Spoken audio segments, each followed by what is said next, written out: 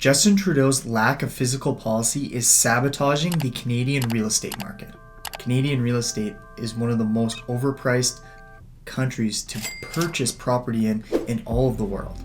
And it has a lot of people wondering who live in Canada, is it even worth the price that people are currently having to pay in order to buy this real estate here in Canada?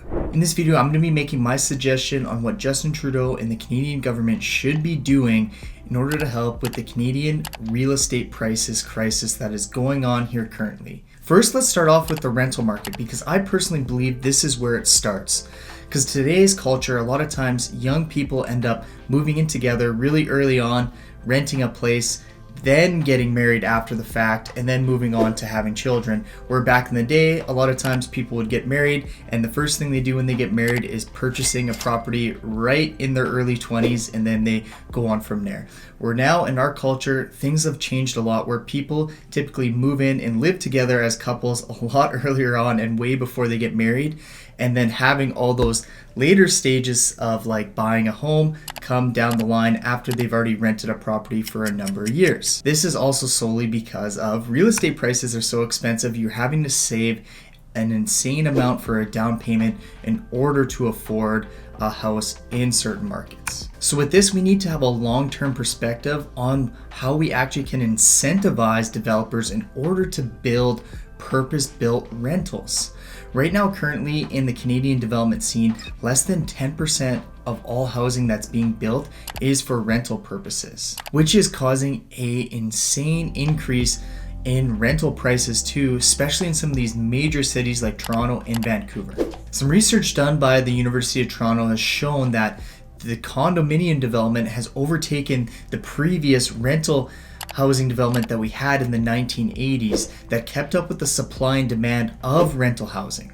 And as the Canadian population is increasing with the amount of immigration that we're doing, this leaves not only the rental market in tough supply, also with the resale market. So for a lot of these immigrants, if we were able to find a great avenue for them to come into Canada with rentals, this would definitely shorten the bottleneck that we currently have on rental prices for people that are already here locally looking for housing. And if we were to reflect on history, the Canadian federal government post-World War II implemented some really good incentives for developers in order to build rental housing. They gave these people major income tax advantages, where it was actually made a lot more sense in order for them to build this rental housing in terms of developing and reselling the property.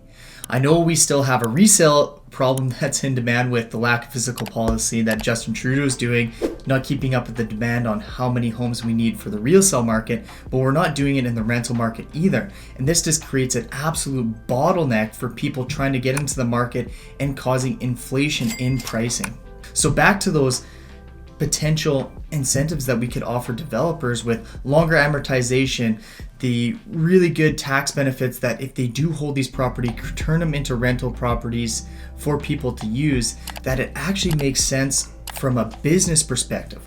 What developer is going to put in mind where, hey, I can liquidate all these properties in 2 years, get my money out, go to the next project, and just having snowballing where they can make a massive company from going to project, where a lot of them in their mindset is this is what they prefer to do instead of holding an asset, which kind of depletes their resources in order to go to the next project, where we could potentially do some of these deals where they have less money involved, longer amortization, less payments to be in, which means that they could lower the rental prices and have controlled rental housing.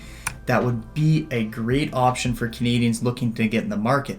With these lower rental prices, that would mean that Canadians are going to be able to save faster in order to get into home ownership. So that's why I firmly believe that it does start with the root cause of providing better and more rental housing from a development perspective for people in order to find an option. The next programs that we do need to reconsider is the concurrent first-time homebuyer programs that the Canadian government offer. For example, I am in the BC market, and one of the programs that we offer is under properties under $500,000. If you've been a BC citizen paying income tax here for 2 years and you purchase your first home, you don't have to pay land transfer tax.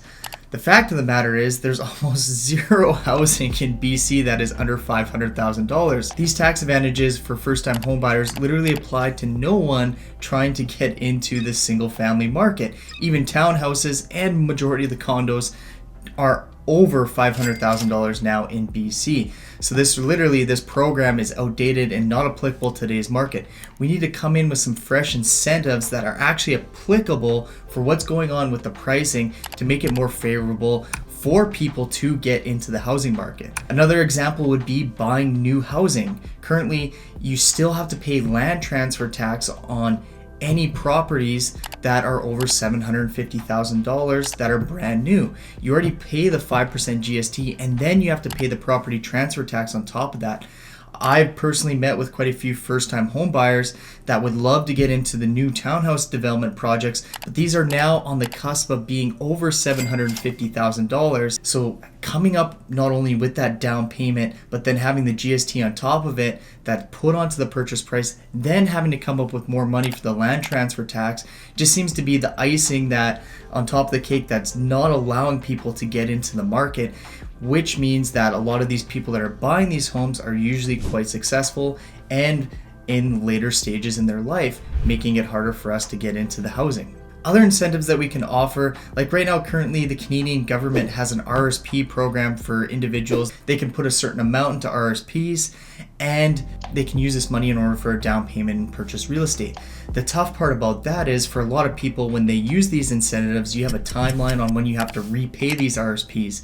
But when you take out that money from that program, you have to recontribute it in a certain timeline, which can be really difficult for people to do once they purchase a home, because once they've bought the home, they're no longer able to save the amount of money that they were putting towards RSPs in order to get into the market, making it an extremely difficult program for people to want to use because they're not going to be able to get their RSPs back into there once they've purchased that home. So majority of first-time home buyers and people that I talk to don't want to go this option just in case that route happens. One thing I do want to be stated and very clear is I'm not an accountant, so any of this stuff, please seek some professional accounting advice. I'm just stating the feedback that I see firsthand from being in the trenches, seeing people trying to make these decisions, trying to make these purchases, and suggestions I think that are going to actually make it easier for people to get into the market and make it Canadian real estate more affordable for people. The next would be on the financing side. So yes, first-time home buyers do have a break of putting less money down and typically a little bit of a better interest rate, but I firmly believe that there has to be something that we can do on this front that gives them a certain interest rate or something, or some incentives financing wise, that the Canadian government can offset these lenders for getting first-time home buyers into the market. I think this is a great idea because first-time home buyers usually typically move up in property once they've built some equity, once they get it going, and usually a 4-year timeline, they make that next step in life where they start having kids, bigger family, they want a bigger yard, and so they do transition quite quickly into the next stage of financing. So I think there would be potential to offset some of the incentives to get them into the market from the lenders that the Canadian government can step in and offer them. And if you're getting value from this channel, I would really appreciate it if you hit that subscribe button. It super helps me be able to keep creating content for you guys.